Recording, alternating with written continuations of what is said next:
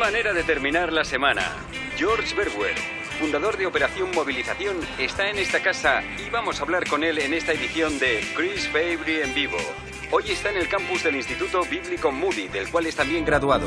Así que, ¿listos? Tenemos que celebrar lo que Dios está haciendo. Yo suelo dudar, como Tomás, ¿qué estaba haciendo Dios en el Holocausto? La Iglesia tiene que despertarse y dejar de centrarse en cosas de poca importancia y negativas. Hay que movilizar a cada creyente para alcanzar a otros para Dios. A veces entran desconocidos en algunas de nuestras iglesias y nadie les saluda, nadie les invita a tomar un café. He investigado este tema.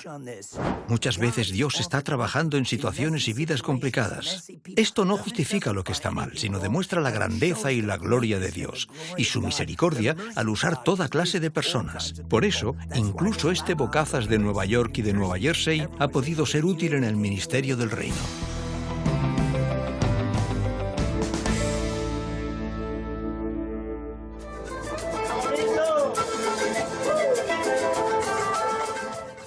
George Verwer siempre ha bailado al son de otra melodía. Es único, el fundador apasionado y a veces provocador de una de las agencias misioneras más grandes y más conocidas en el mundo, Operación Movilización. Desde su nacimiento, al final de la década de los 50, más de 160.000 hombres y mujeres de diferentes edades y nacionalidades han participado en lo que ha llegado a ser una operación global gracias a sus famosos barcos. Su objetivo, demostrar y proclamar el amor de Dios. Actualmente, la visión se está cumpliendo por medio de más de 6.000 OMers, como se les llama, sirviendo a tiempo completo, y miles de iglesias se han establecido en más de 110 países. Pero lo que nos concierne ahora no es tanto la historia de OM como la del joven detrás de OM y su viaje con Dios. Un viaje que aún no ha terminado, aunque él se acerca a los 80 años. George nació en Wyckoff, en el estado de Nueva Jersey, en 1939. Yo era muy afortunado. Mis padres me querían mucho y no recuerdo ni un solo día en toda mi infancia que no fuese feliz. Un poco más adelante, a la izquierda, había una casa donde me reunía con los lobatos. ¿Existen grupos de lobatos en Inglaterra para los que aún no tienen edad de ser scouts? ¿Sí? Ah, bien.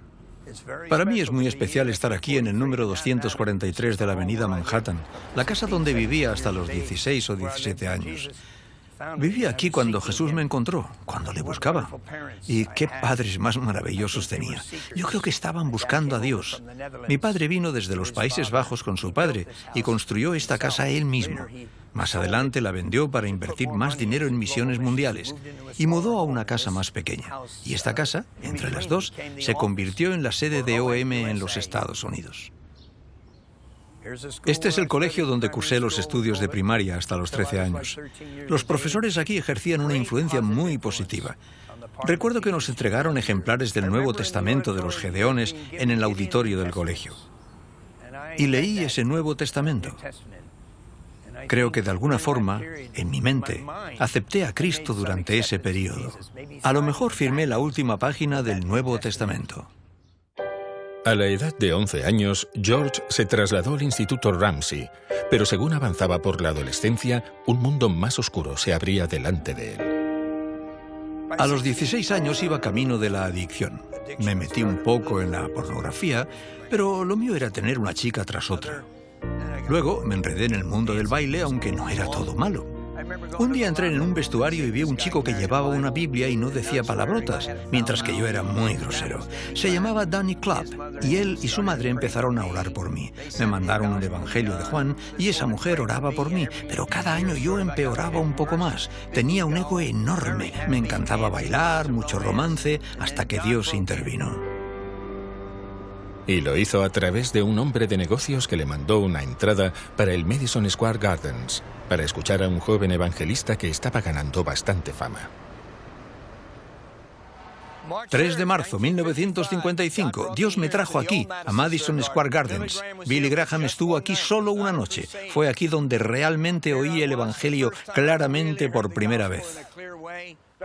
La pregunta más importante que quiero hacerles a cada uno es ¿cómo está su corazón delante de Dios?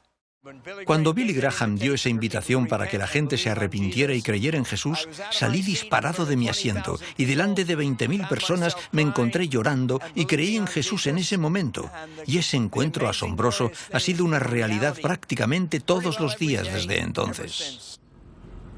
George pronto descubrió una pasión por compartir su nueva fe.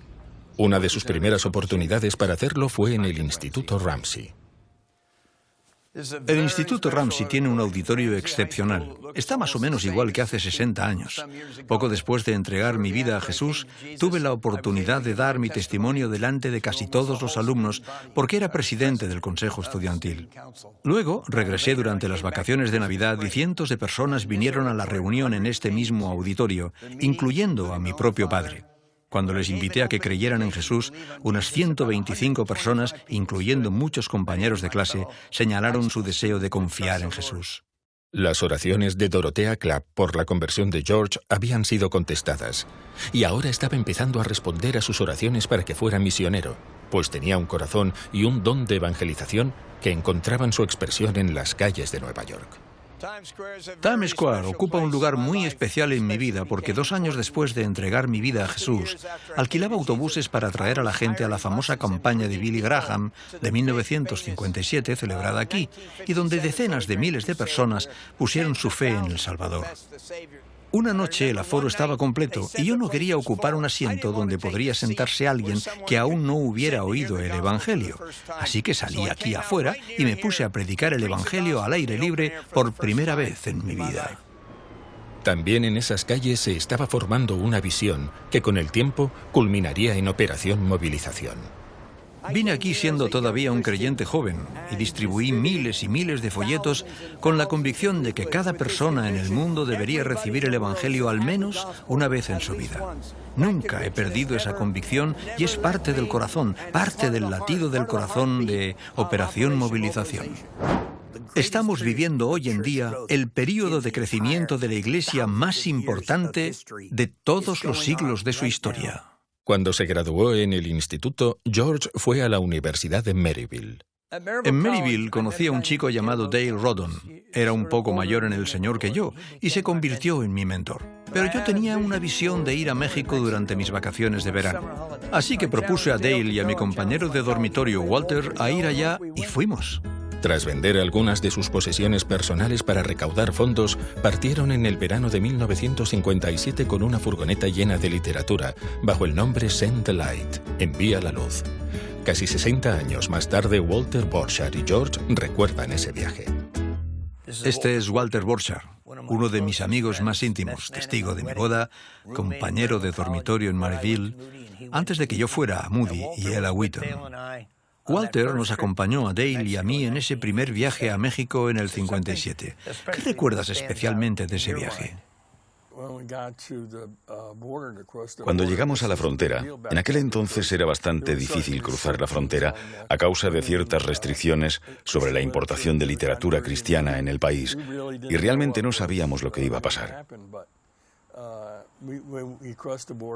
Pero cruzamos tarde por la noche y no nos intervinieron para nada. Le dimos gracias a Dios por esa provisión. Como creyente joven, era una experiencia importante ver cómo el Señor provee en situaciones que tú mismo no puedes hacer nada para anticipar. Además, no me cabe duda de que si lo hubiéramos sabido de antemano, mis padres nunca me habrían dejado ir. Así que quizá es bueno que haya cosas que ignoramos de antemano, porque se aprende por medio de esa clase de experiencias. Eran 3 estudiantes en un viaje de verano a México, pero ninguno de ellos, ni siquiera George, hubiera imaginado o soñado a dónde iba a llevar aquello. Cuando Dale Rodon, Walter y yo vinimos la primera vez a México en el verano del 57, nos alojamos en la propiedad de los traductores bíblicos Wycliffe, cerca de aquí, y repartíamos literatura, algo que no era permitido. Íbamos por la noche en nuestro vehículo con la puerta abierta, distribuyendo evangelios por debajo de la puerta. Nuestra oración fue contestada. Pronto México se abrió de par en par al evangelio. El creyente medio, habitualmente, no quiere salir de su mundillo para participar en el gran cuadro y compartir su fe.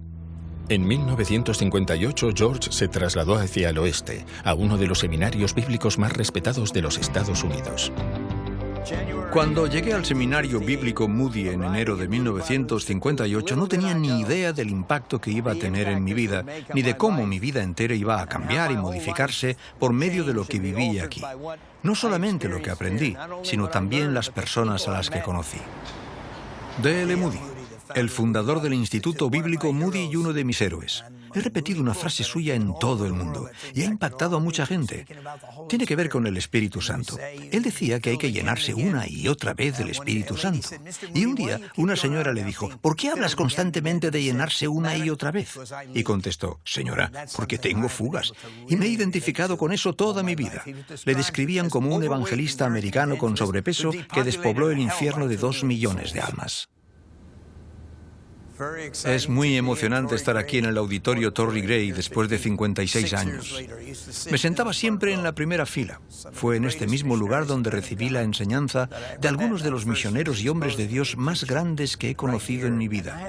Y he tenido el privilegio de volver aquí regularmente a lo largo de los últimos 54 años, incluso para una conferencia misionera, es decir, para dar una serie de mensajes durante varios días y ver cientos de estudiantes responder y comprometerse a salir a los campos misioneros del mundo.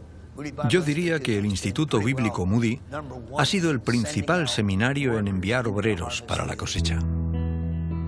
Para el joven George Verwer, el énfasis de Moody sobre el evangelismo personal encajaba muy bien con su propia visión, pero de vez en cuando se pasó un poco en su pasión por compartir a Cristo.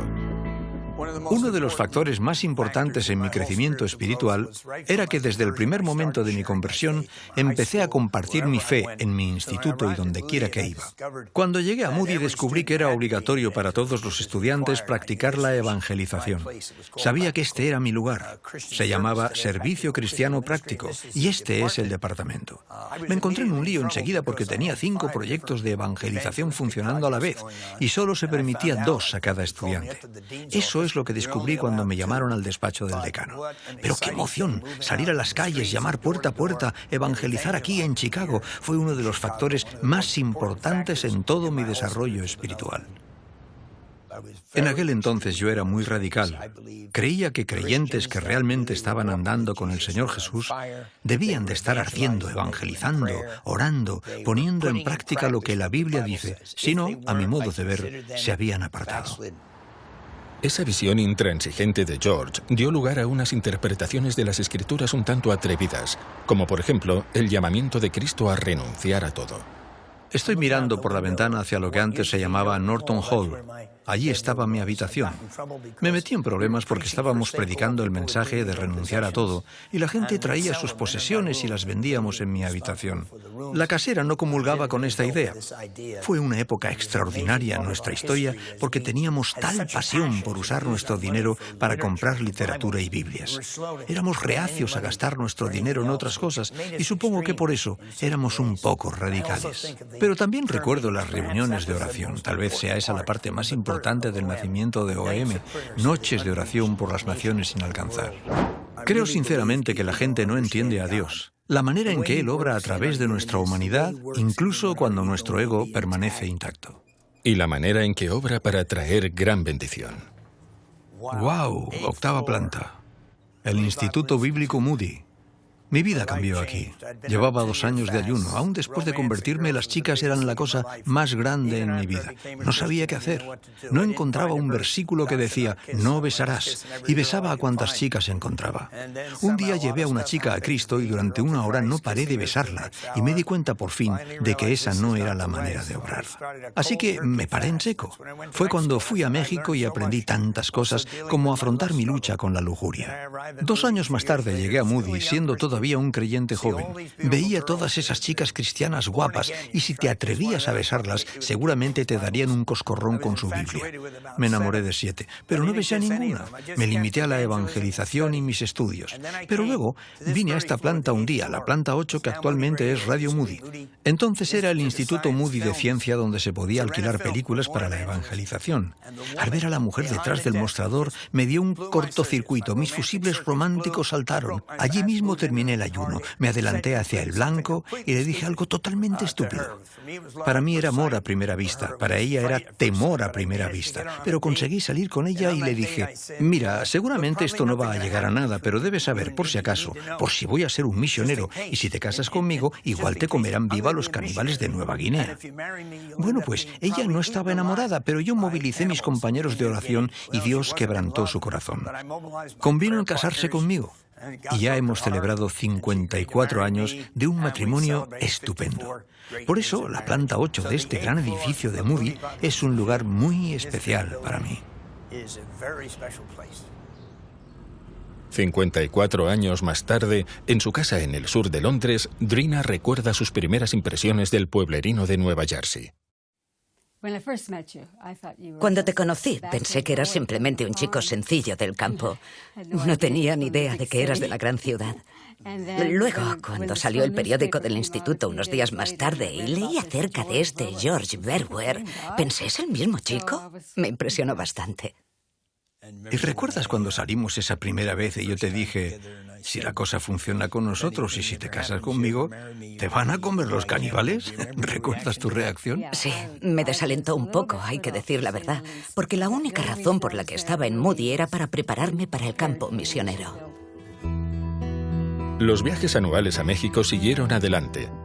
Más estudiantes se incorporaron al equipo y George organizaba todo como si fuera una operación. Tiene recuerdos especiales del viaje de 1959. La Iglesia Metodista El Mesías en Ciudad de México, la primera campaña evangelística de nuestro movimiento, creo, se llevó a cabo en esta iglesia. Ese verano del 59 vinimos unos 12 de Moody y nos unimos con un equipo de Juventud para Cristo en una campaña enorme para dar la palabra de Dios a 1 millón de personas. Iglesias en toda la ciudad se me abrieron para que hablara en ellas. Fue un verano fenomenal en la historia de nuestro movimiento y la obra ha seguido adelante en México desde entonces. Un año más tarde, en 1960, George se graduó y él y Drina se casaron. La luna de miel era, ya lo has adivinado, un largo viaje en coche a Ciudad de México, donde se iban a vivir. Ya habían vendido todo para comprar literatura bíblica. Bueno, casi todo. La gente siempre me pregunta si es verdad que intentamos vender la tarta de boda para comprar gasolina para el viaje. ¿Recuerdas si lo hicimos? Oh, sí. Yo tenía unos $1000 en efectivo en mi bolso que llevaba encima. Se me había olvidado eso. Además, la tarta estaba en el asiento de atrás y pensé para mí misma, ¿por qué no está dispuesto a gastar un poco del dinero? Y creo que una de las cosas que más corte me daban era que llegábamos a una ciudad y antes del atardecer, él buscaba en la guía telefónica. ¿Recuerdas eso? Sí. Para encontrar el número del pastor evangélico. Luego le llamaba y le decía, somos unos recién casados estudiantes de Moody y vamos a trabajar en misiones en México. ¿Tiene usted una habitación que podamos alquilar para esta noche? No creo que dijera alquilar. Sí, lo decías, sí. Y luego acabábamos asistiendo a su reunión de oración y nos daban la habitación principal. Y a la mañana siguiente nos daban el desayuno y nos despedían. Los viajes de verano a México habían resultado muy alentadores.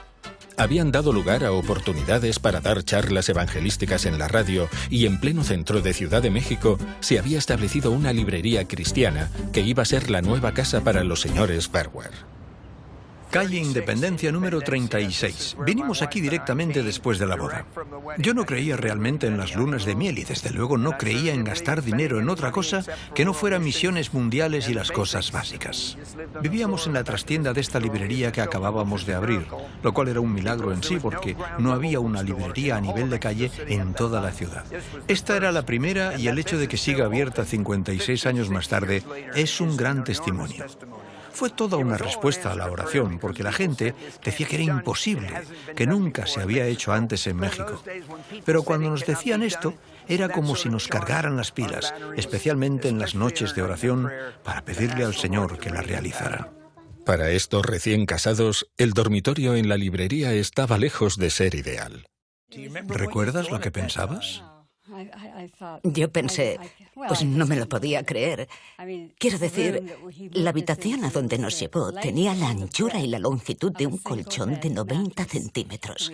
Y teníamos el colchón en el suelo, con una mesa de juego encima en un extremo donde guardar nuestras cosas. Las presiones de la vida en México pusieron en evidencia un área de la vida de George con la que había luchado durante mucho tiempo. Creo que una de las luchas más grandes de mi vida ha tenido que ver con la impaciencia y la irritabilidad. Cosas pequeñas me alteraban y en Ciudad de México Dios me quebrantó a través de una variedad de situaciones. Leí casi todos los versículos en el Nuevo Testamento sobre la paciencia e hice un nuevo compromiso con el Señor. No llegué a estallar, pero aún así mi forma de ser era dañina. Y seguro que hice daño a la gente en el transcurso del trabajo por mi impaciencia y mi tendencia a reaccionar demasiado rápido. Quizá esa fue mi mayor debilidad, el hecho de que mi lengua adelantaba a mi cerebro. La obra en Ciudad de México seguía adelante, muchas veces en colaboración con otras agencias misioneras.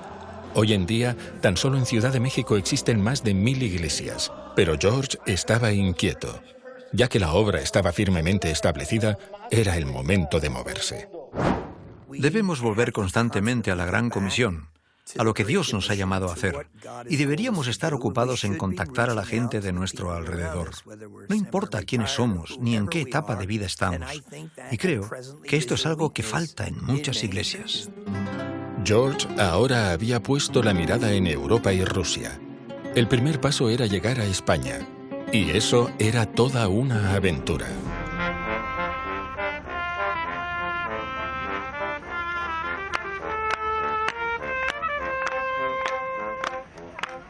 Qué ilusión estar aquí en la Plaza Mayor, en el corazón de Madrid, donde Drina y yo llegamos 8 meses después de casarnos. Creo que en aquel entonces yo estaba un poco loco. Vine en el barco Queen Elizabeth y fui a París para comprar un coche económico, porque pensé, tenemos que disponer de un coche. Mandé a Drina embarazada de 6 o 7 meses en un avión sola a Madrid. Mientras tanto, el motor del coche se reventó en Francia y tuve toda clase de problemas en llegar desde París a Madrid. No habíamos preparado nada, no teníamos dónde alojarnos, pero de alguna forma llegué al aeropuerto justo después de aterrizar su avión. Así que era todo muy emocionante. Y mi esposa era maravillosa porque seguramente en su fuero interior se preguntaba en qué berenjenales se había metido. Pero nunca decía mucho, simplemente iba con la corriente. Y tuvimos que afrontar muchos retos en esos primeros días en Madrid. Bajo el régimen del general Franco, el catolicismo romano era la única religión reconocida oficialmente. Solo la Iglesia Católica tenía el derecho de publicar literatura religiosa. Aún quedaba por introducir la libertad religiosa en la Constitución del país. No obstante, George y un equipo cada vez más numeroso se las ingeniaron para poner el Evangelio en manos de la población de Madrid. Fue por un medio subterráneo.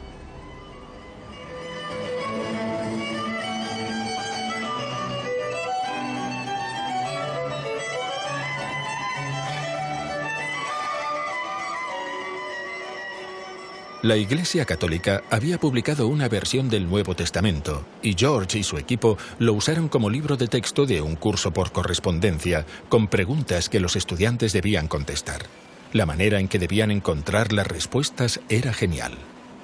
Hace 54 años colocamos carteles en toda la red del metro con textos de los evangelios sacados de este Nuevo Testamento y anunciamos el curso por correspondencia. Después de entregarles folletos en la calle, la gente iba buscando las respuestas a las preguntas que colgamos en las paredes del metro. Luego venían a nuestra librería para recoger un premio. Era uno de los métodos que usamos en este país semicerrado en aquel entonces.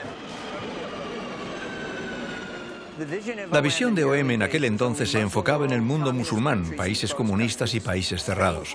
España encajaba en estos parámetros porque era un país al menos semicerrado.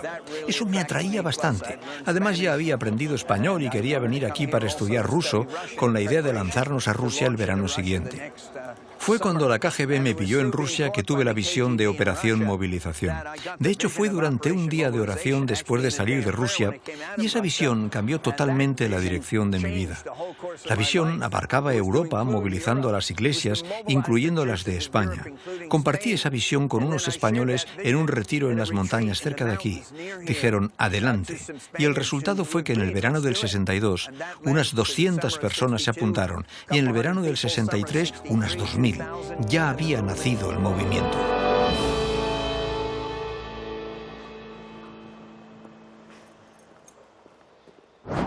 Necesitamos fomentar un ministerio de ánimo, y si tenemos algo negativo que compartir, debemos hacerlo como dice Swindoll en uno de mis libros favoritos, El despertar de la gracia, con gracia, exhortar con gracia y disentir con gracia. Esa clase de revolución de amor me emociona. En los años 60 hubo un aumento enorme en el número de jóvenes creyentes que querían dedicar el verano a participar en una campaña de OM en algún lugar de Europa. George era cada vez más solicitado como conferenciante y su mensaje sin concesiones estaba despertando una iglesia aletargada. No sé cómo fue, pero descubrí la gracia. Capté que Dios perdona. De alguna manera empecé a entender que Jesús ama a los pecadores. Después de nuestra conversión, todavía somos pecadores. Todavía tenemos que crecer. A veces fracasamos y necesitamos entender que a menudo el fracaso es la puerta de atrás que lleva al éxito. Dios puede usar a personas corrientes con sus luchas.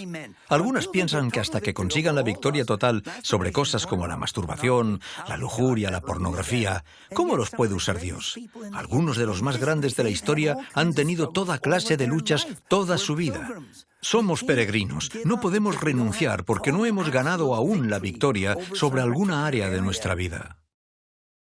En 1964, mientras los equipos de OM estaban llevando el Evangelio a todas partes de Europa, George hizo un viaje que no iba a olvidar jamás a la India.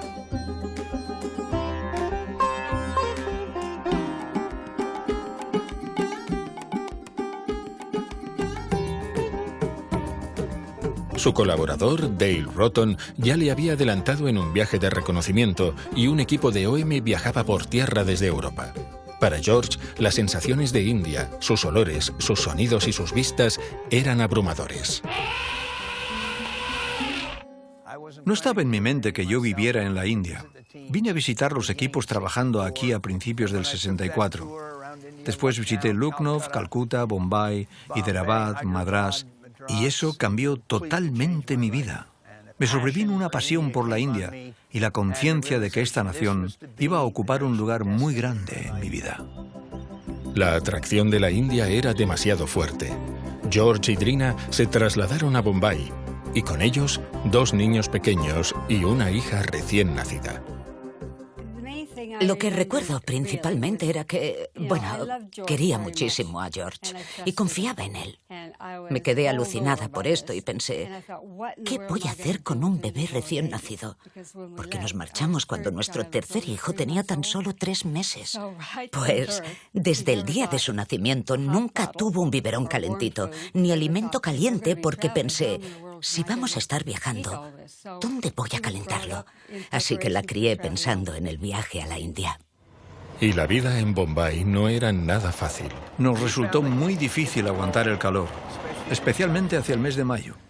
Aunque afortunadamente teníamos que regresar a Europa cada mes de mayo para traer los equipos para el año siguiente. Cada año una nueva ola. Pero el calor no debilitó en nada la visión original de George.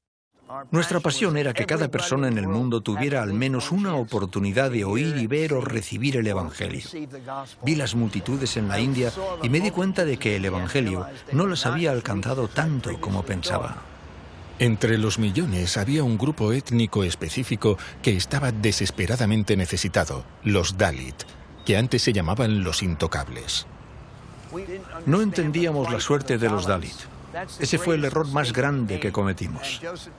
Joseph de Sousa y otros líderes en India realmente entendieron que era un asunto de derechos humanos y, claro, eso ha cambiado la envergadura de la obra en la última década.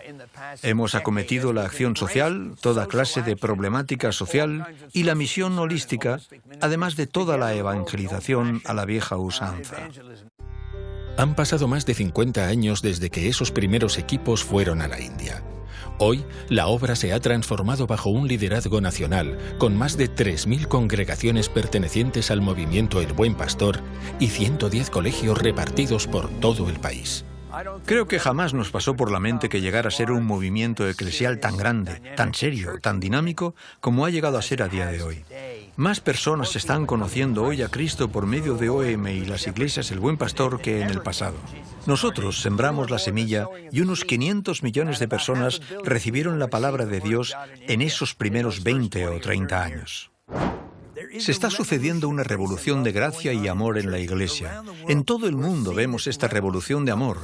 Personas transformadas en personas llenas de amor, bondadosas, cuidadosas con sus palabras, prontas para pedir perdón. Una vez que la obra en la India se había establecido y estaba creciendo bajo liderazgo nacional, un país vecino llamó la atención de George: Nepal. En aquel entonces, Nepal era un país relativamente desconocido, salvo para montañistas intrépidos atraídos por el reto de los Himalayas y el Everest, y los hippies aventureros, con ganas de experimentar las sensaciones de una tierra exótica.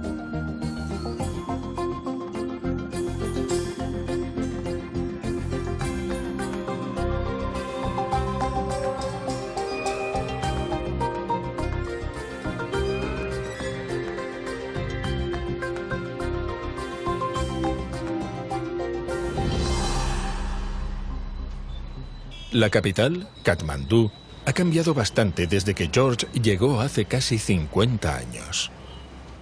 Cuando vivía aquí, pasaba por esta calle en bicicleta a menudo para ir al centro. Creo que solo venía aquí para hacer llamadas telefónicas en la oficina de correos. Recuerdo que teníamos exposiciones de libros en las calles. Fue la primera vez que se había hecho eso, exposiciones de libros educacionales y cristianos juntos en la calle.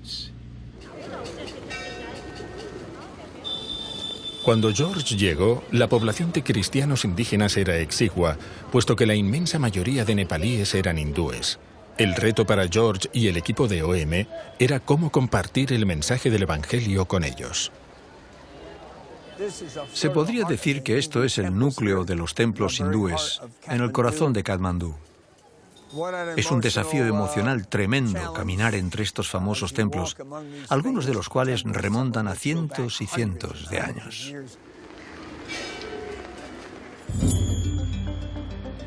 A una altitud de casi 1.500 metros, Katmandú ofreció un alivio después del calor opresivo de Bombay. Y cuando no estaba lloviendo, hasta se podía avistar los Himalayas. George, Drina, Ben, Daniel y Krista vivieron allí durante 2 años mientras se establecía la obra. 50 años más tarde, su primera casa en Katmandú existe todavía. Es increíble que exista todavía. Aquí vivíamos 2 o 3 familias, equipos que venían desde la India para la formación de líderes en el 68 y 69. Ahora hay unas tiendas en la planta baja, pero en este sitio Dios se encontró con nosotros y nació un movimiento. Solo se contará toda la historia en el cielo. Y una parte de esa historia relatará cómo la obra de OM y de muchas otras misiones ha dado fruto.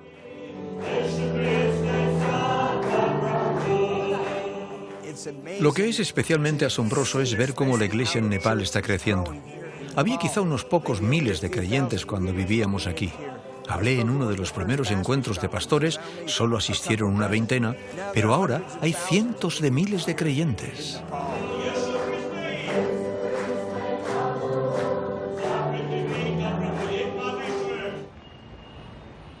En el hotel del aeropuerto de Katmandú se está celebrando un evento especial. Es un cumpleaños, pero con una diferencia. Hace 60 años, George se convirtió.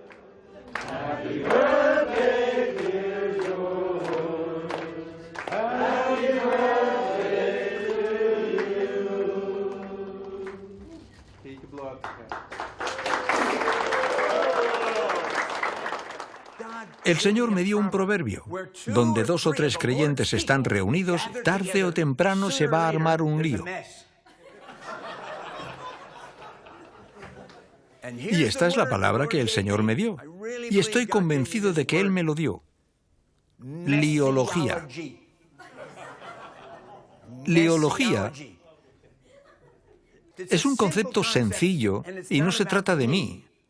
No se trata del lío, sino que se trata de Dios, que puede obrar en medio de situaciones complicadas y liadas. En cada nación a donde iba, escuchaba acerca de situaciones complicadas en iglesias y organizaciones cristianas. Siempre había cosas positivas también. Y tenía que luchar con esto. A lo largo de los años, aunque nunca he perdido mi compromiso con la santidad y un estándar muy elevado en el área de la integridad, me he dado cuenta de que Dios estaba obrando con una agenda muy diferente de la mía, porque Él nos conoce totalmente. Así que muchas veces obra en medio de situaciones muy desastrosas para llevar a personas a sí mismo por medio de Jesucristo. Dominando Katmandú está el Centro Nacional de Formación de OM, donde se prepara a los nepalíes para alcanzar a su propio pueblo con el Evangelio.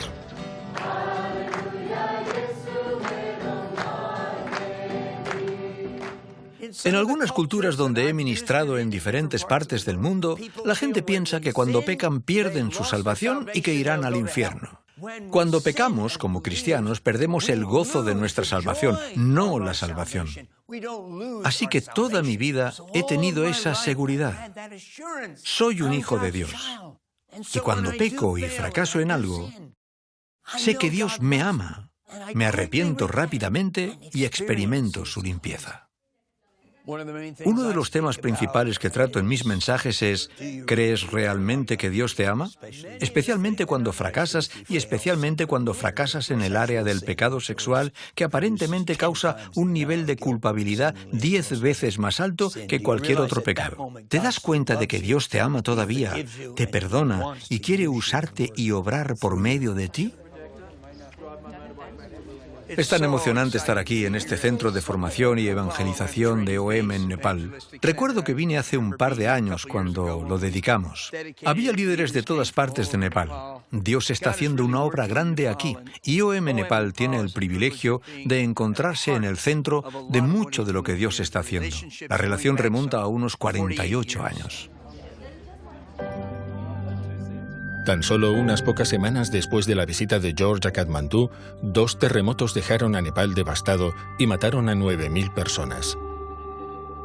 Gracias a Dios, el equipo de OM no sufrió ningún percance y se involucraron rápidamente en la distribución de alimentos y agua, la construcción de refugios y el apoyo a aquellos traumatizados por el desastre.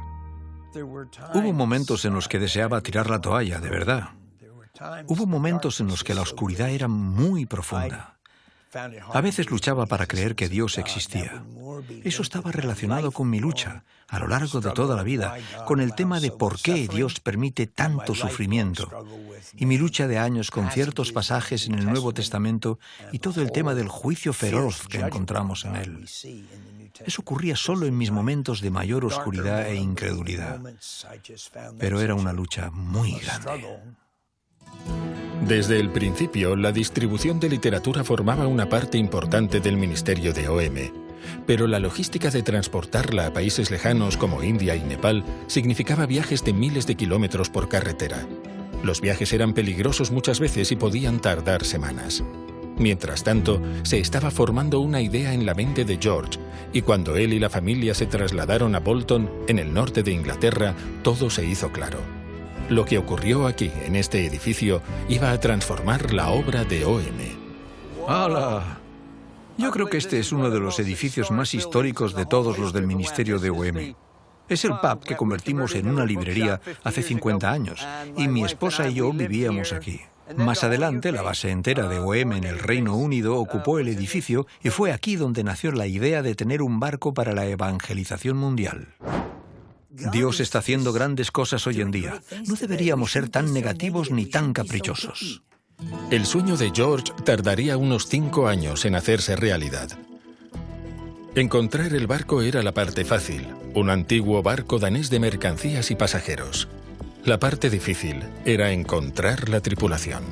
Uno de los retos más grandes era encontrar una tripulación. Era imprescindible contar con profesionales de la Marina Mercante y esa era nuestra prioridad, más que la de conseguir el barco. Y Dios nos dio unas personas claves, un primer maquinista y un capitán, incluso antes de tener el barco. Fue un desafío y un avance importante. El barco Logos fue el primero en una serie de 4 barcos. En 1978, al crecer el trabajo, se incorporó un segundo barco, el Doulos. Ahora con los 2 barcos se estaba realizando la visión. Pero como diría George en su juventud, todavía faltaba muchísimo. Cada uno de nosotros tiene una Biblia y tenemos una deuda grande con esa gran obra de literatura. Y pienso que somos egoístas cuando tenemos en nuestro poder una Biblia y algunos libros cristianos y no nos preocupa que muchas otras personas, probablemente la mitad de la población del mundo, ni siquiera han recibido el Evangelio en un folleto. Creo que es natural, si el amor de Cristo está obrando en nuestros corazones, que tengamos también el deseo de distribuir este mensaje. El ministerio de OM en los barcos iba bien, pero no sin momentos de prueba. Uno de los incidentes más desafiantes fue la pérdida del Logos cerca de la costa de Sudamérica en 1988. Pero Dios, en su misericordia, salvaguardó las vidas de toda la tripulación. Como resultado, nos hicimos con el Logos II, un barco estupendo que estuvo en servicio mucho tiempo. Después de 2004, cuando el Doulos y Logos II fueron retirados, el ministerio ha continuado con el Logos Hope. Este barco, al igual que sus predecesores, está desempeñando un papel enorme en el cumplimiento del sueño que George tuvo hace 50 años. Mi sueño era de algo que impactaría una ciudad de tal manera que atraería a la gente. La noticia de Jesús y de lo que creemos se difundiría por la prensa y la televisión, y eso es lo que ha sucedido en estos 44 años. Al menos 100 millones de personas han recibido algo del Evangelio por medio de estos 4 barcos, todo el personal y la tripulación. George ha venido al astillero Keppel en Singapur, donde el barco Logos Hope está pasando por una renovación importante. A sus más de 40 años, necesita 2 nuevos generadores, una nueva caldera y una renovación completa del sistema eléctrico. Siendo un barco mucho más grande que el Logos original, la vida a bordo es bastante más cómoda que lo fue hace 44 años. Mi esposa y yo y nuestra familia vivíamos en el primer barco. Circunnavegamos África en su viaje inaugural. Fue uno de los periodos más importantes de mi vida porque yo era director del barco y de OM a la vez. Tuve que aprender muchas lecciones espirituales en ese viaje. ¿Recuerdas ese viaje? ¿Recuerdas las primeras semanas viviendo en el barco? Era una vida muy restrictiva. Casi podías tocar las paredes al ponerte en pie y extender los brazos a cada lado. Los 3 niños compartían una misma habitación. Sí, teníamos nuestro propio baño, cosa que la mayoría de camarotes no tenían. La dificultad principal era que no sabíamos nada de barcos. Además, el personal del barco no sabía nada acerca de OM y tuvimos muchos roces. Luego descubrí que los niños molestaban al personal mucho, especialmente por las tardes, después de cenar. Entonces, reunía a todos los niños a bordo y leíamos cuentos. Después teníamos un breve tiempo devocional con oración y a continuación iban a sus camarotes y a la cama. Vivir en el barco 6 meses al año durante 3 o 4 años cambió completamente la trayectoria de mi vida. Me dio una visión más amplia de la manera en que Dios usa a diferentes personas en diferentes aspectos de la obra.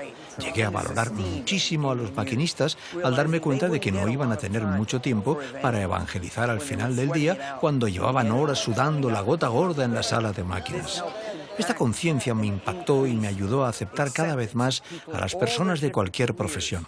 Fue otro paso hacia el despertar de la gracia que Dios estaba obrando en mí y en nuestro movimiento, porque teníamos un rasgo farisaico. Y fue entonces cuando descubrí el libro de Charles Swindoll, El despertar de la gracia, y tocó nuestro movimiento, llevándonos hacia ese equilibrio entre el discipulado radical que teníamos y la gracia radical que también teníamos, pero nos hacía falta más. Muchas personas entre el pueblo de Dios tienen ese rasgo farisaico y es por eso que se vuelven muy críticas, muy negativas y al final creo que muchas se enferman. Necesitamos una actitud más alegre, positiva y despertada por la gracia en cada aspecto de nuestra vida. La renovación del Logos Hope incluye una nueva caldera y 2 generadores nuevos. Es un proyecto muy importante para el primer maquinista, Elon Alba. Elon, este es el nuevo generador. ¿Cómo va? ¿Estamos cumpliendo los plazos previstos? El trabajo está avanzando según el calendario y también según el presupuesto. ¿Cómo te metiste en el ministerio del barco? Es una larga historia, pero Dios me llamó cuando todavía era un joven de 14 años, cuando subí a bordo del Logos, en Bombay, en 1971. En Bombay. Él representa un ejército de maquinistas que han servido en los barcos a lo largo de 44 años.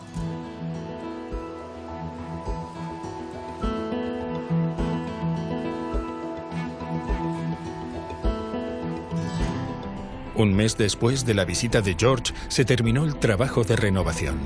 El Logos Hope está de nuevo en el mar con su nueva caldera y generadores. Singapur es también la sede de OM Internacional. Como ex coordinador internacional, George tiene muchas ganas de visitar al más reciente director internacional, Lawrence Stone, y a su esposa Susan. Hola, George. ¡Guau! ¡Cuánto tiempo! Qué gusto verte y darte la bienvenida a Singapur. Gracias. Y a nuestro despacho. Es una provisión magnífica de parte del Señor. Gracias al Señor. Susan, qué placer verte.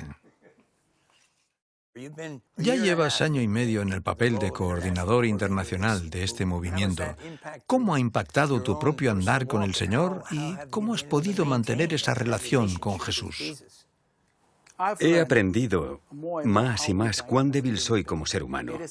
Es imposible que una sola persona sobrelleve esta carga. Hay días que me despierto pensando, no puedo con este asunto, pero lo llevo al Señor en oración y en el transcurso del día el asunto se va abriendo y veo que el Señor ha aumentado mi capacidad para tratar esa situación. Hemos de ser humildes delante del Señor y dejar que Él obre en nosotros. Dios ha cambiado mi mente, mis opiniones y mi testarudez en muchos asuntos para que pueda comprender los problemas que otros están afrontando. Es un caminar a diario con el Señor. Necesitamos que más jóvenes estén dispuestos a enrolarse para los ministerios en el barco. Es quizá una de las experiencias que más edifica el carácter y expone a la persona a la obra misionera. George dejó el cargo de director internacional de OM en 2003. Le sucedió el director de OM en el Reino Unido, Peter Maiden, el cual vivía en la región de los lagos, en el norte de Inglaterra. Peter, me hace mucha ilusión estar contigo aquí en esta región. Y estoy muy agradecido por tu amistad que ha durado más de 40 y tantos años. Tuve muchas luchas como director y al mirar atrás, a veces me pregunto cómo Dios me llegó a meter en ese papel. Al repasar los 10 años que tú pasaste como director, ¿qué tal te fue? Creo que estaba muy ocupado durante esos 10 años. Y a veces mi propio andar con el Señor sufrió a causa de esa sobreocupación. Y me pesa en un sentido. Estaba convencido en 2013, cuando pasé el relevo, que era el momento indicado, y ha sido una gozada. Y lo que estoy haciendo ahora me encanta: enseñar, predicar, escribir, viajar. Estoy haciendo lo que me encanta hacer. ¿Y qué tal la jubilación? ¿Te sientes presionado? A mí me están presionando para que me jubile. ¿Qué piensas tú al respecto? Pues sí. Mi esposa me presiona un poco. No tanto para que me jubile, sino para que vaya dejando algunas cosas. Y no es fácil conseguir un equilibrio. Pero creo que hay etapas en la vida, y esta es una nueva etapa para mí.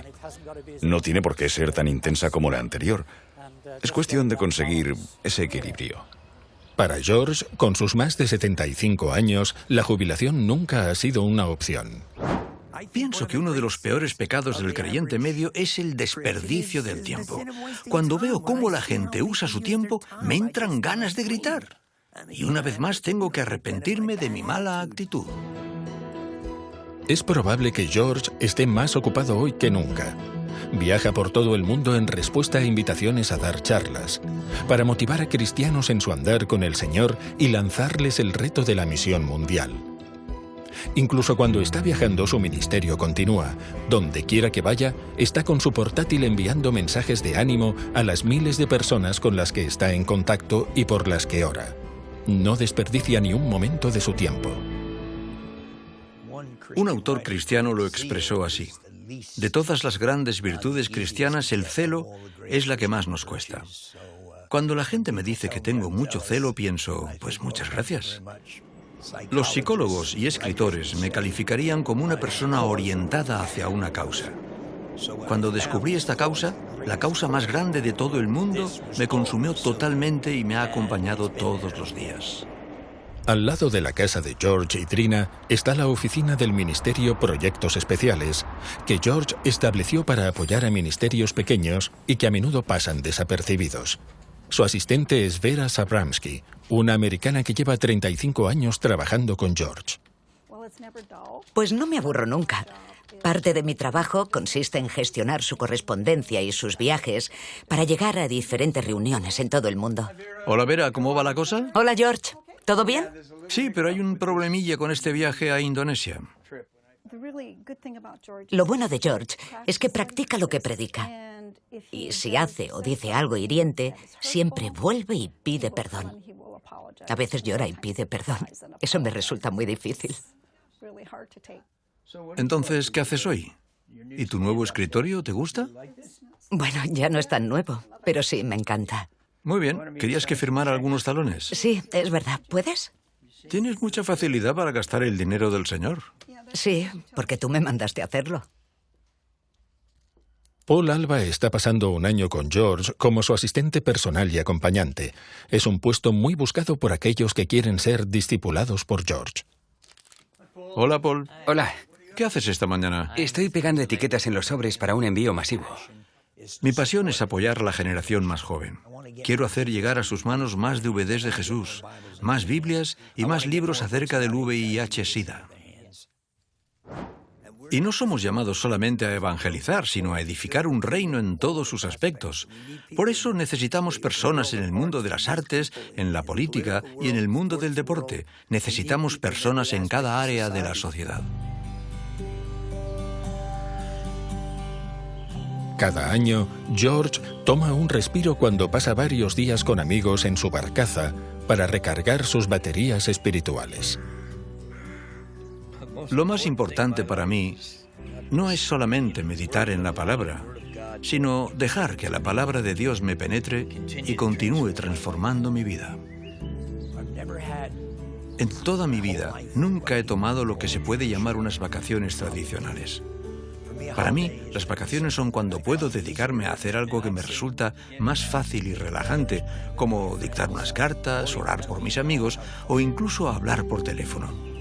De hecho, me relajo muy fácilmente con solo contemplar un paisaje, los ríos, los árboles.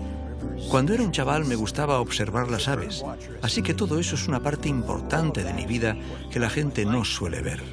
Solo me ven cuando estoy en tensión, entrando en una sala con 100 personas. No ven el otro lado de esta persona cuando está repostando y cobrando energía para la próxima batalla espiritual. Y a lo largo de los años, George ha librado muchas batallas espirituales y las sigue librando, algunas en áreas que pocos líderes cristianos están dispuestos a abordar. A veces he sentido que estaba al borde de caerme en la lujuria e incluso la pornografía. Pero por su gracia, y creo que algo tiene que ver con mi propia entrega al discipulado, negarse a uno mismo, tomar la cruz y seguirle a Él, golpear el cuerpo para traerlo en servidumbre. Me he aprovechado de todo lo que he aprendido de hombres de Dios, de libros, de la propia experiencia, para ayudarme en ese momento de tentación fuerte, para no hacer algo estúpido. Y al leer acerca de los que realmente han fracasado al final, especialmente en el área del adulterio, eso me ha asustado de verdad, pensando que me podría pasar a mí. Así que, probablemente, soy especialmente cauto en esas áreas y creo que Dios lo ha usado. Tal vez ha sido esto, su disposición a hacerse vulnerable y rebajarse para compartir sus debilidades, por lo cual le ha agradado a Dios usarle en maneras tan extraordinarias, incluso desde que era un adolescente, con una pasión específica de parte de Dios. Mi motivación más grande sigue siendo el deseo de que cada persona en el mundo reciba el Evangelio al menos una vez. Sabemos que eso no es suficiente. Hudson Taylor dijo, si entregar el Evangelio una vez no es suficiente, ¿qué diremos si no se entrega ni una sola vez? Esa pasión me sobrevino en el primer año después de mi conversión y todavía la tengo. Que cada persona en el mundo tenga la oportunidad de conocer la gracia de Jesucristo que salva, sea por medio de una película, un folleto o cara a cara. Y espero que pueda seguir compartiendo ese mensaje hasta mi último aliento. Hola Vera, ¿me oyes? Estoy preocupado por ese viaje a Moscú. Preferiría volar con British Airways. Con EasyJet siempre hay complicaciones y cobran tanto por llevar otra maleta. Y ya sabes que queremos llevar muchos CDs y libros, así que...